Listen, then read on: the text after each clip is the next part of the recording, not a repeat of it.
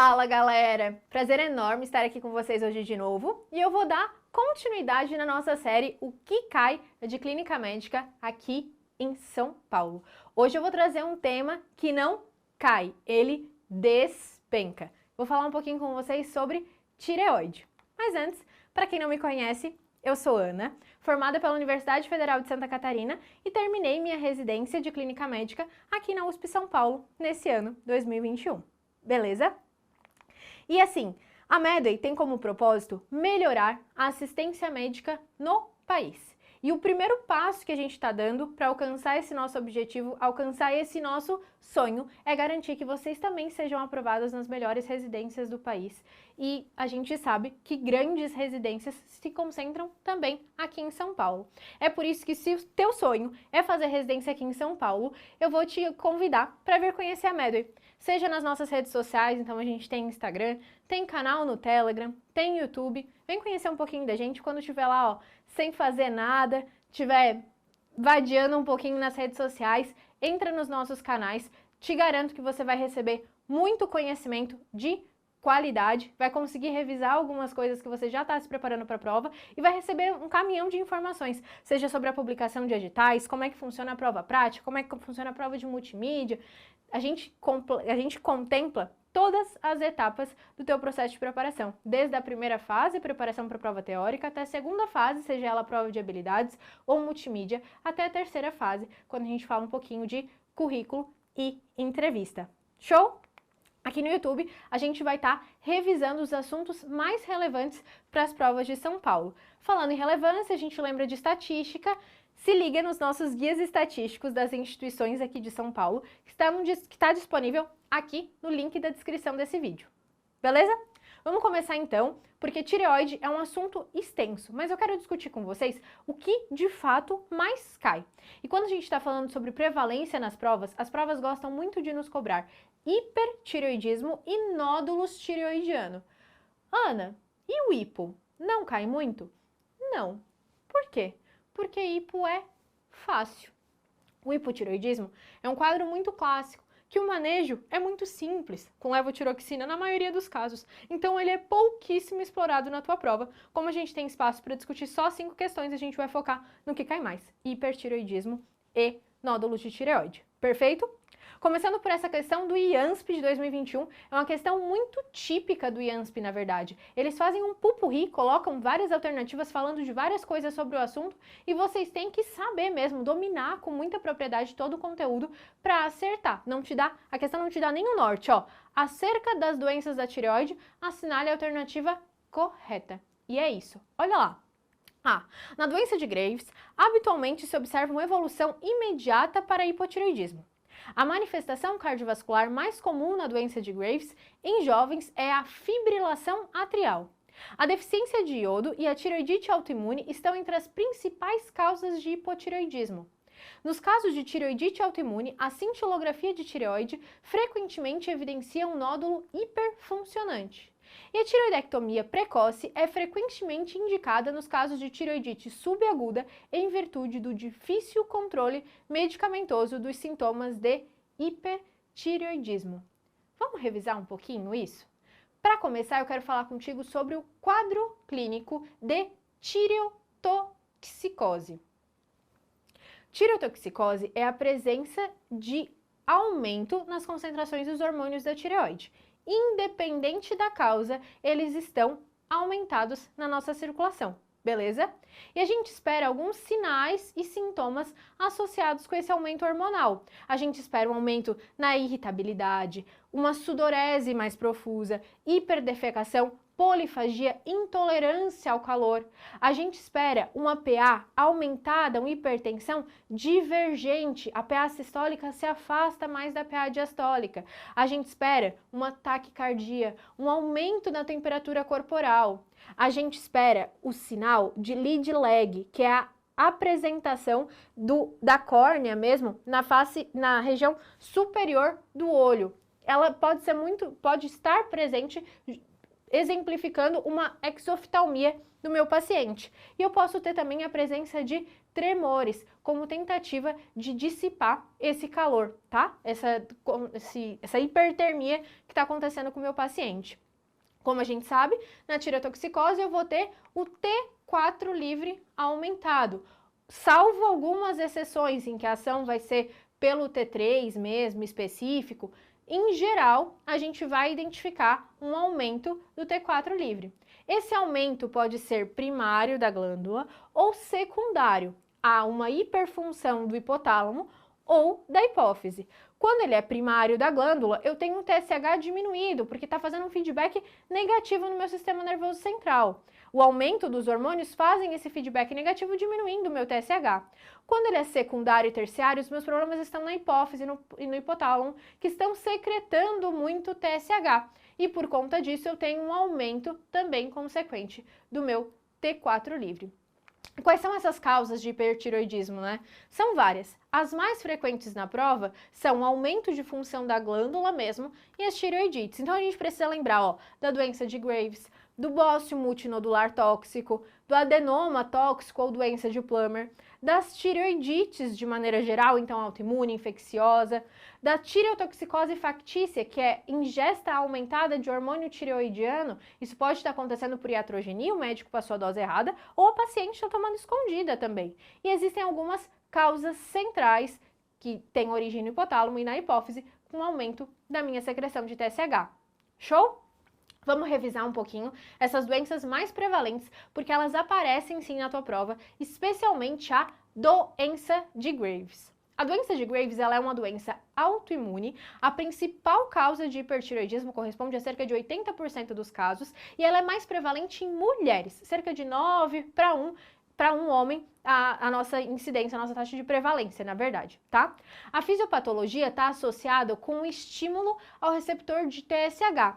Existe o TRAB, o anticorpo, que se liga ao receptor de TSH e geralmente estimula a produção de T3, T4 livre, mesmo na ausência de hormônio. Isso justifica o meu quadro de hipertireoidismo.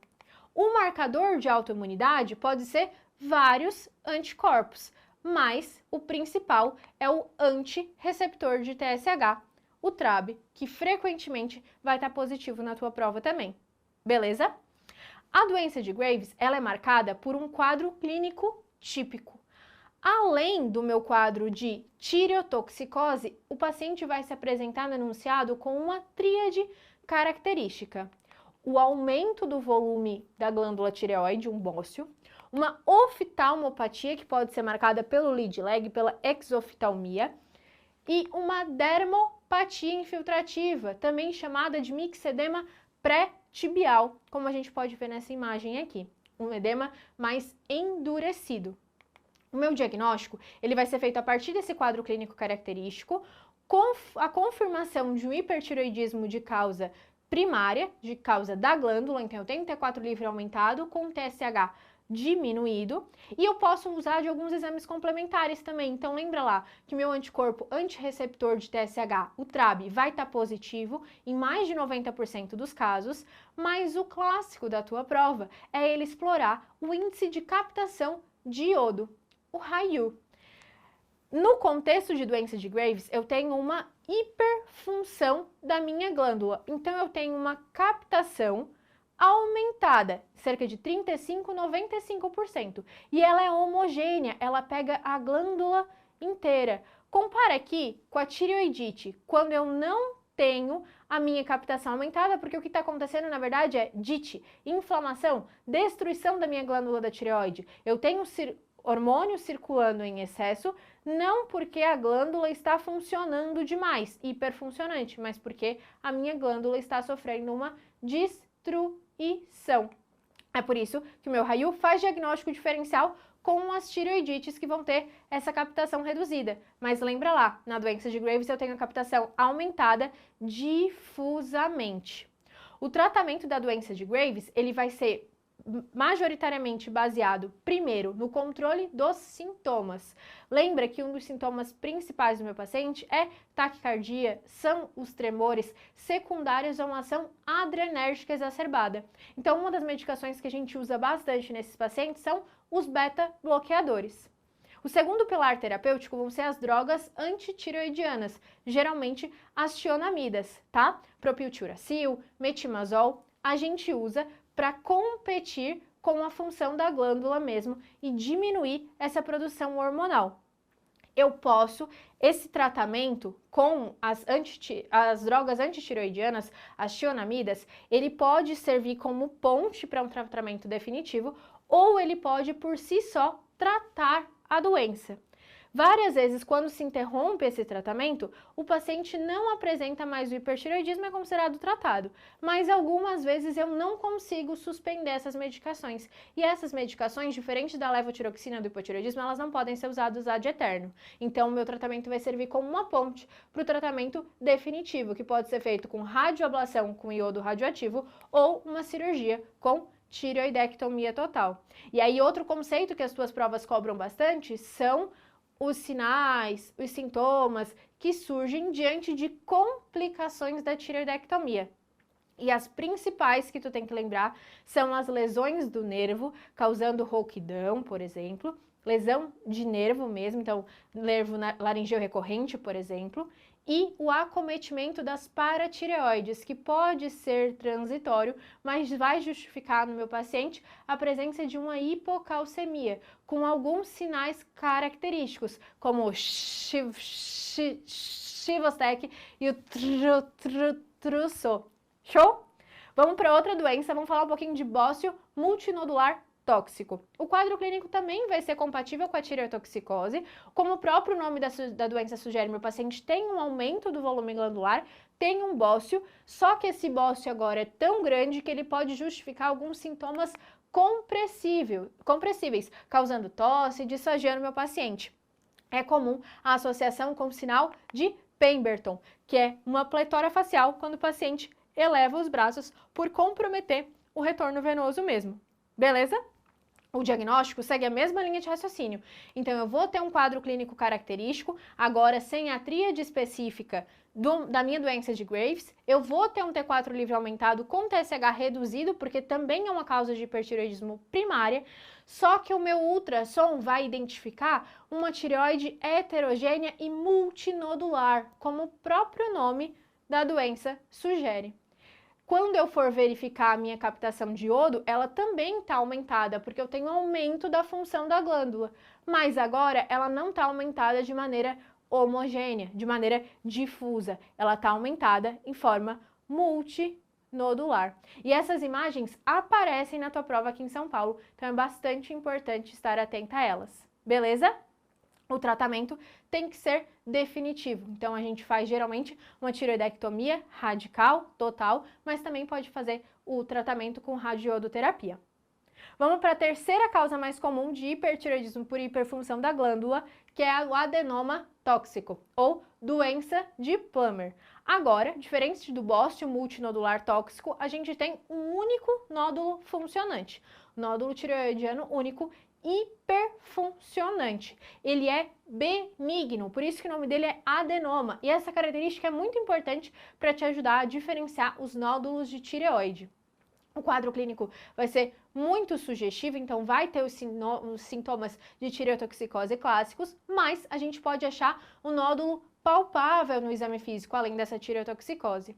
E o diagnóstico segue o mesmo racional, então eu vou ter um aumento de T4 livre com diminuição de TSH, mas o que chama atenção é que na nossa captação de iodo eu tenho um nódulo hipercaptante, dessa vez único, não mais multinodular, como o bócio multinodular tóxico, não mais difuso, como na doença de Graves, e não mais ausente, como nas tireoidites. Beleza? O tratamento tem que ser definitivo, então a gente vai fazer radioiodoterapia ou tireoidectomia. No contexto do adenoma de Plummer, do adenoma tóxico, a gente não precisa fazer uma tireoidectomia radical, a gente pode fazer uma tireoidectomia parcial, só tirar o lobo da tireoide acometido. Beleza? Agora a gente vai para o outro polo. A gente viu que o hipertireoidismo, que é tireotoxicose, ele pode ser causado por um aumento na função da glândula, o hipertireoidismo, ou por destruição glandular, as tireoidites. As tireoidites, elas são definidas por uma destruição dos folículos tireoidianos que concentram os hormônios tireoidianos. Então, quando eles destroem, acaba tendo liberação desses hormônios na corrente sanguínea. Existem alguns tipos que são mais importantes para a tua prova, especialmente a tireoidite aguda, a tireoidite de De Quervain. As duas vocês têm que saber, beleza? A tireoidite aguda ou tireoidite supurativa, ela é caracterizada por uma infecção bacteriana da tireoide. Então, ela dá um quadro de toxemia muito importante. Classicamente, existe uma disseminação hematogênica das bactérias que vão contaminar, que vão infectar a minha glândula de tireoide. E o quadro clínico vai ser com início súbito. O paciente se apresenta com sinais e sintomas sistêmicos, então ele tem febre, tem prostração e ele tem uma glândula aumentada muito dolorosa, com bastante hiperemia local. Pode ter, inclusive, pontos para drenagem, formação de abscesso dentro da glândula mesmo, tá? Por isso que é uma tireoidite aguda ou supurativa. O tratamento, ele vai ser feito com antibiótico terapia, geralmente antibiótico terapia endovenosa pela gravidade do quadro clínico e pode ou não precisar da punção aspirativa se eu tiver o ponto de flutuação, se eu tiver um abscesso, uma coleção local. Beleza? A outra tireoidite super importante da tua prova é a tireoidite subaguda, ou tireoidite de De Quervain. O que é importante dela? Também é uma tireoidite que causa bastante dor em região cervical. Só que agora eu não tenho tantos sinais flogísticos, nem tanta manifestação sistêmica, como a febre, a prostração, não tenho uma toxemia tão importante, mas eu tenho uma dor local que limita o meu paciente também. É por isso que ele vai chegar para vocês no pronto-socorro. É assim que ele vai se apresentar na prova de vocês, com uma dor local, sem uma toxemia tão importante quanto a da aguda supurativa. Essa tireoidite, ela é uma doença reativa pós-viral, acontece cerca de 1 a 3 semanas depois de um quadro viral. Então fica atento a essa chamada no teu enunciado. A história natural é que o paciente tenha uma tireoidite com tireotoxicose, evolua para um hipotireoidismo e depois migre para uma fase eutireoideia, que tá tudo bem, ele voltou a ser saudável. Ele pode ficar no polo de hipotireoidismo para sempre, mas isso não é o mais comum. O mais comum é que ele faça eutireoidismo depois, beleza? O laboratório, de novo, depende da fase em que eu estiver, mas na fase de hipertireoidismo a gente tem um aumento do T4 livre com redução do meu TSH, porque é uma causa primária, é da glândula, só que eu não tenho hiperfunção da glândula, o que eu tenho é destruição dela, certo? E o meu tratamento, ele vai ser feito principalmente com anti-inflamatório, como sintomático para redução da dor local mesmo. Posso ter que usar corticoide se os sintomas estiverem muito exacerbados.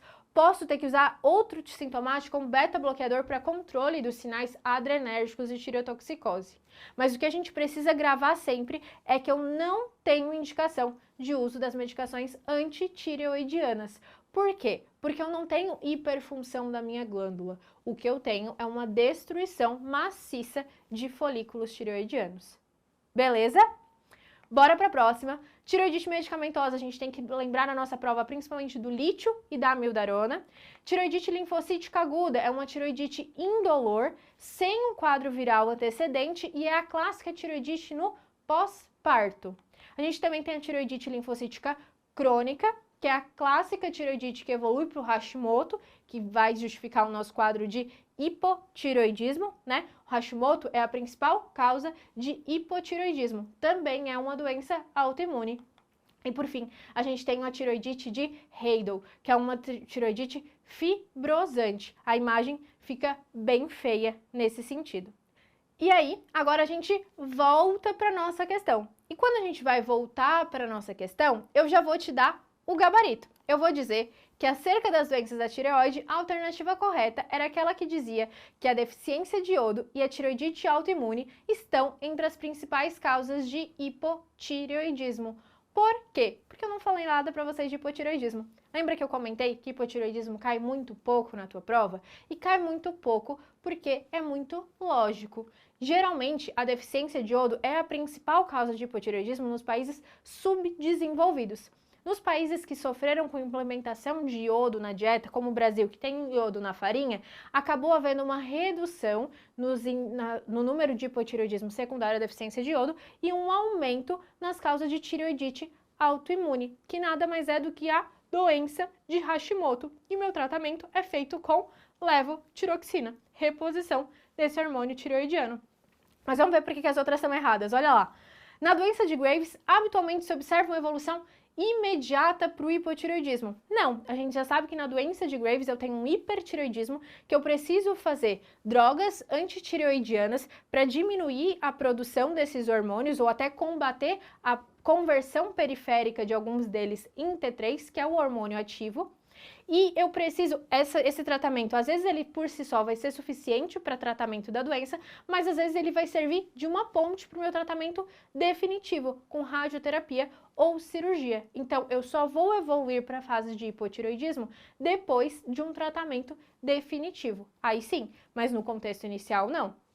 Depois disso, a manifestação cardiovascular mais frequente do Graves é a fibrilação atrial? Não. Ana, mas eu vejo sempre fibrilação atrial com doença de Graves na prova. Eu sei, e essa é sim uma associação muito frequente. Cerca de 15, 20% dos pacientes com doença de Graves, eles podem ter uma abertura de quadro, podem ter uma manifestação clínica com fibrilação atrial, mas isso não significa que essa é a manifestação cardiovascular mais comum. A manifestação cardiovascular mais comum de qualquer tireotoxicose é uma hipertensão divergente e uma taquicardia sinusal mesmo, por aumento da atividade adrenérgica. Então, a minha principal manifestação não vai ser fibrilação atrial, apesar dela despencar na tua prova, beleza?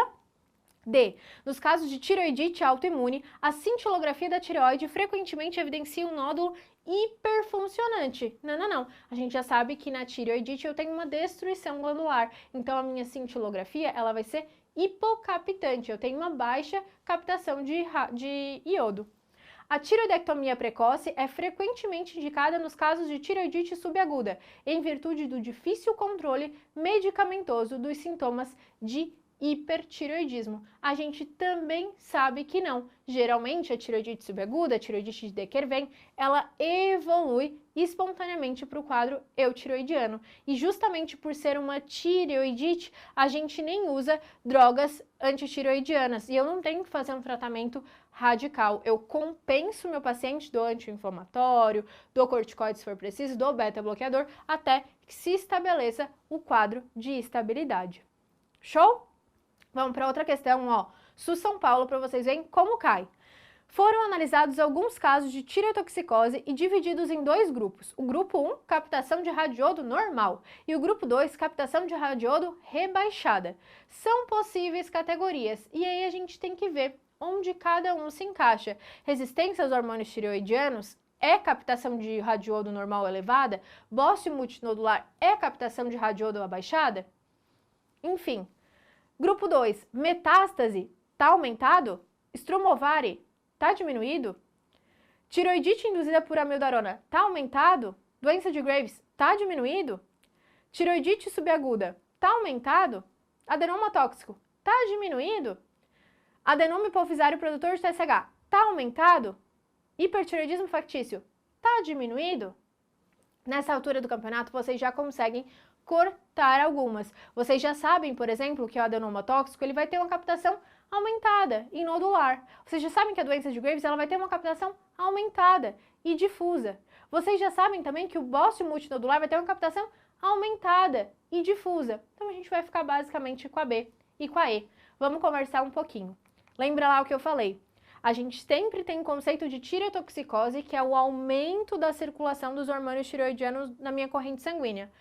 Mas esse aumento pode ser provocado por uma destruição folicular, porque meu paciente ingeriu demais ou porque a minha glândula está hiperfuncionante, o hipertireoidismo, aumento na produção e secreção de T3 e T4 pela glândula.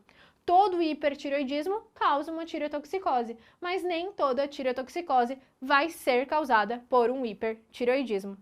E aí, como que a gente vai diferenciar essas duas situações? Já dei spoilers para vocês, a gente precisa do índice de captação de iodo radioativo, o RAIU, 24 horas. Se eu tenho uma glândula hiperfuncionante, com hipertireoidismo eu tenho alta captação de iodo. Se eu tenho uma glândula que não funciona, na verdade ela está sendo destruída, ou a produção está sendo extrínseca, está sendo em outras regiões, eu vou ter uma baixa captação glandular de iodo.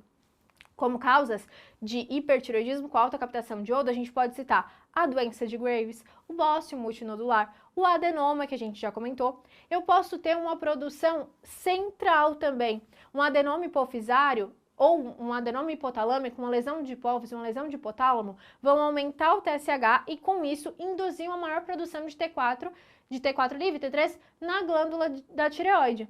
Essa produção também vai ser às custas de um aumento da função da glândula, mesmo que não seja primário, mesmo sendo secundário, beleza? Então a minha captação também vai estar aumentada e vai estar difusamente aumentada. A resistência aos hormônios tireoidianos também pode ser uma causa de hipertireoidismo circulante, né? Porque a glândula não responde bem à função do hormônio, então o sistema nervoso central interpreta como se não tivesse hormônio e aumenta a produção de hormônio.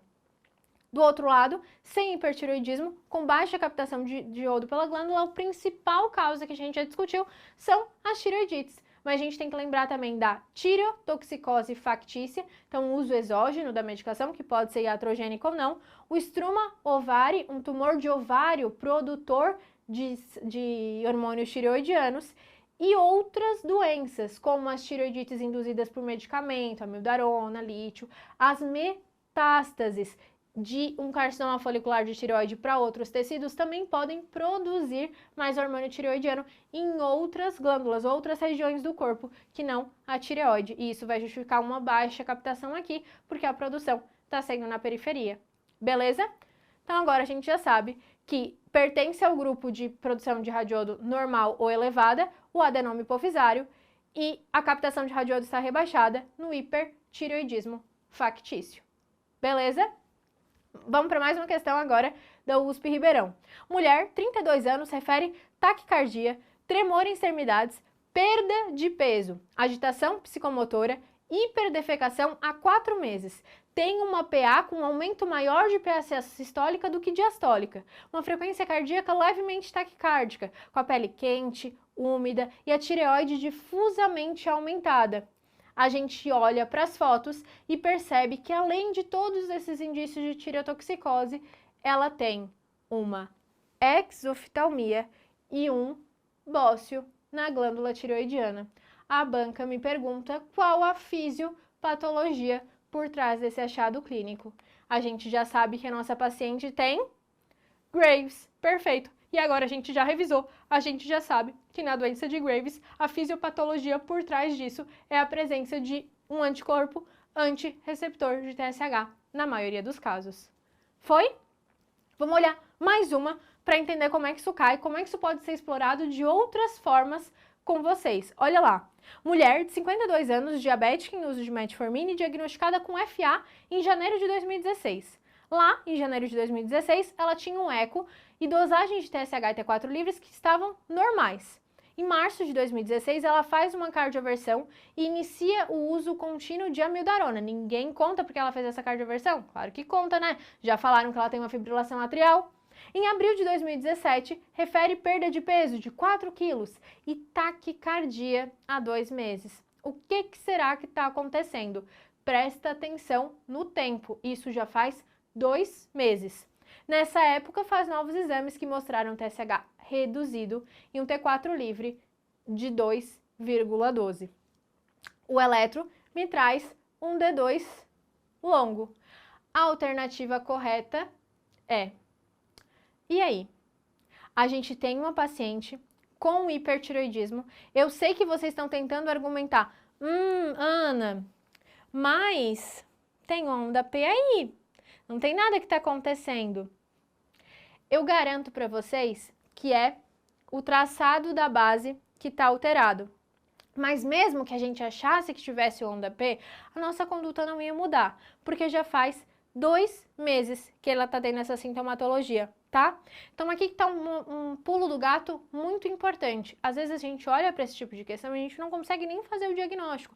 Putz, eu achava que era um FA porque eu tô contando quadradinhos e a minha frequência tá irregular. Então tem que ser um FA. Ó, às vezes fecha 3 quadradinhos direitinho, às vezes não. Putz, mas eu acho que eu tô vendo onda P. Será que é onda P ou será que é uma interferência da minha linha de base? Eu não sei. Eu dou uma olhada para as minhas alternativas. Hipertireoidismo não detectado no exame de abril de 2016. Não, a gente tem que lembrar que no hipertireoidismo subclínico eu posso ter sim um aumento, uma modificação, uma alteração no meu TSH sem alteração no meu T4 livre. Eu posso já ter clínico ou não, mas eu já tenho alteração no exame, mesmo com esse nome de hipertireoidismo subclínico. E a banca me disse que está tudo normal, eu confio que está tudo normal. A indicação de cardioversão, será que era a linha de base que estava alterada? Será que era um ritmo sinusal? De qualquer forma, não tem indicação de cardioversão. Por quê? Porque minha paciente está estável e as manifestações clínicas dela começaram há 2 meses. Imagina se é um FA, a gente cardioverte e ela faz um êmbolo para o sistema nervoso central. Ela nem falou ali que estava usando anticoagulante, mais um perigo associado. Beleza? Beta-bloqueador está contraindicado? Não, de maneira nenhuma. Se ela está taquicárdica, se ela está assintomática, a gente vai tratar o meu hipertireoidismo dessa paciente com o uso de beta-bloqueador, com o uso dos meus sintomáticos. Mas eu tenho que entender por que ela está tendo hipertireoidismo. Será que é uma doença de Graves? Será que é um adenoma tóxico? Ou será que foi um hipertireoidismo induzido pelo uso da mildarona? Lembra das tireoidites medicamentosas? Aí a gente tem que recapitular outros 2 conceitos. Mas antes eu quero lembrar contigo um pouquinho da fisiologia, da fisiologia endócrina da tireoide. A gente sabe que a regulação na produção de T3, de T4 pela glândula, ela é regulada também pelos níveis de iodo. E nesse sentido, existem 2 efeitos que podem acontecer, alguns em glândulas sadias, outros só em glândulas doentes. Mas existem 2 efeitos que a gente tem que ter na mente. O efeito de Wolff-Chakoff e o efeito de Jode-Besdal. O efeito de Wolff-Chakoff, ele é caracterizado por um hipotireoidismo por ingestão aumentada de iodo.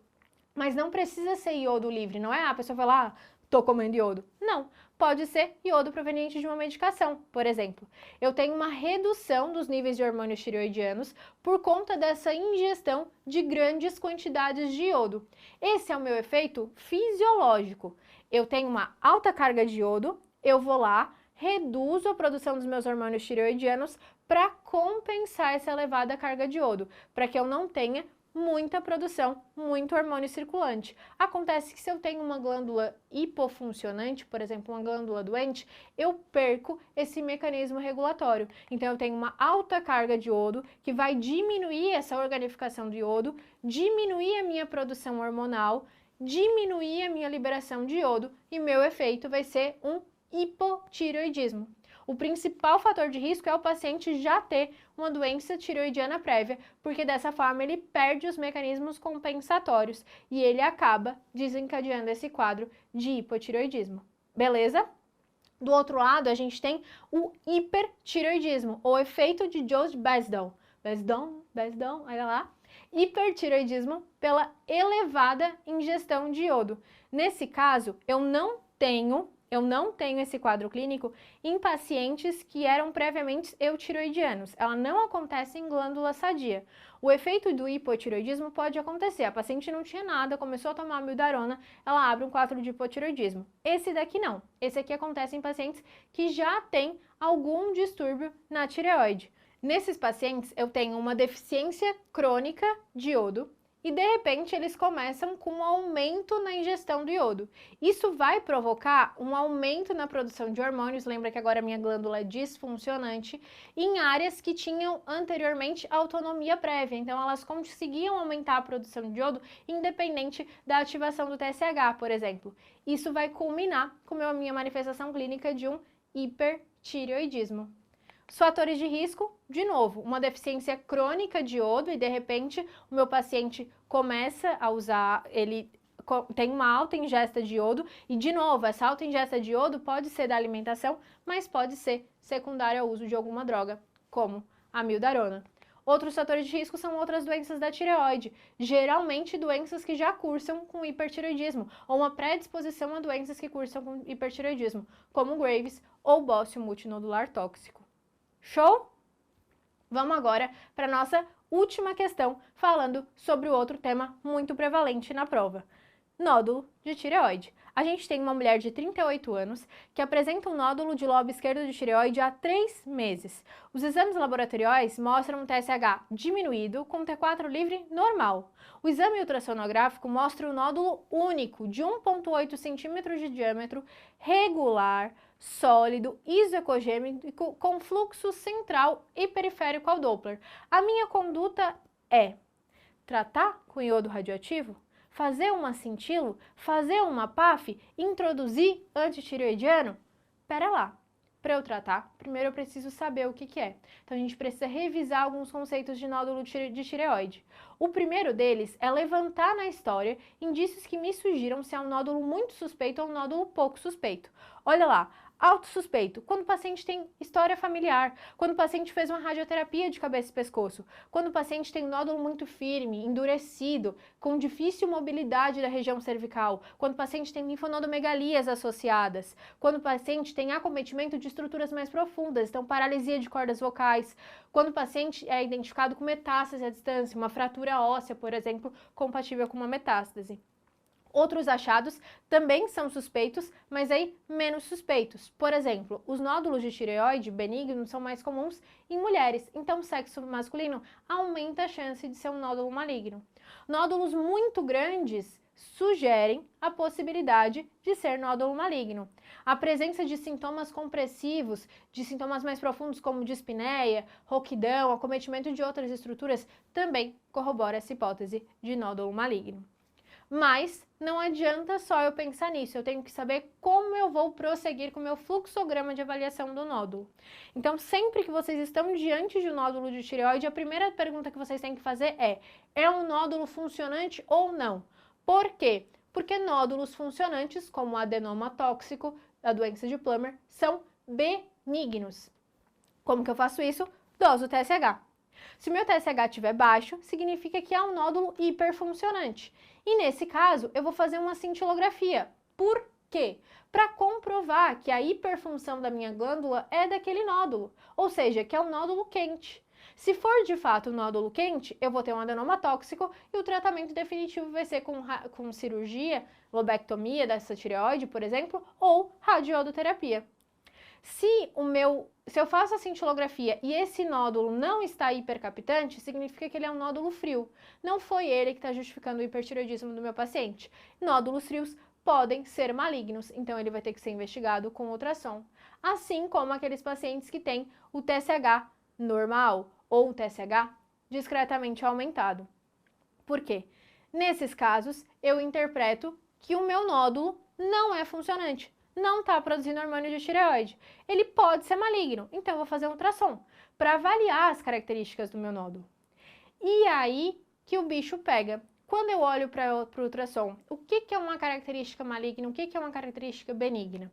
As características de benignidade, elas precisam ser memorizadas, ou de malignidade, enfim, vocês precisam memorizar. Então, o nódulo benigno, geralmente, ele é anecoico ou hiperecoico, muito branquinho ou totalmente pretinho, é um cisto, por exemplo. Ele tem as bordas bem definidas. Se ele tem calcificações, elas são calcificações grosseiras, grandes. Ele tem um halo hipoecogênico e a vascularização é mais periférica, o que se traduz em chamas 1, 2. As dimensões, ele é mais largo do que alto, ele é mais gordinho do que alto. Faz sentido, né? O alto na tireoide significa profundidade. Se ele for muito alto, ele iria invadir as estruturas adjacentes, então ele cresce para os lados, por isso ele é mais gordinho do que alto. Como maligno, ele vai ser um nódulo hipoecóico, com bordas irregulares, presença de microcalcificações é muito sugestiva de nódulos malignos, o halo hipocogênico ausente, uma vascularização mais central, porque nódulos malignos eles são mais perfundidos e eles são mais altos do que largos. A classificação de chamas, ela classicamente não aparece na prova de vocês, mas só para vocês terem um apanhado geral. Quando a gente tem um chamas alto, significa que eu tenho uma vascularização mais central do que periférica. E os nódulos malignos, eles são melhor vascularizados, então ele tem essa circulação mais central. E aí, quando eu olho para o meu ultrassom, eu vou ter como ponto de partida o tamanho dele. Se o nódulo for pequenininho, menor que 1 centímetro, eu não preciso fazer nada com ele. Eu vou seguir com o ultrassom a cada 6 meses para acompanhar a evolução desse nódulo. Mas se o meu nódulo for maior, e aí que mora o problema, porque ele pode ser maior que 1 centímetro, maior que 1,5, maior que 2 ou maior que 2,5, dependendo da referência que vocês estiverem utilizando ou dependendo das características desse nódulo. Por quê? Quanto mais características malignas, mais pequenininho vai ser o meu ponto de corte. Se o nódulo tem 20 características malignas, ele é de 1,01, eu já quero biopsiar. Agora o nódulo tem 20 características malignas, mas ele tem tamanho de 1,5. Eu, tecnicamente, posso segurar. Em contexto de prova, a gente não tem a classificação oficial para comparar. Então, a gente põe como ponto de corte 1 centímetro.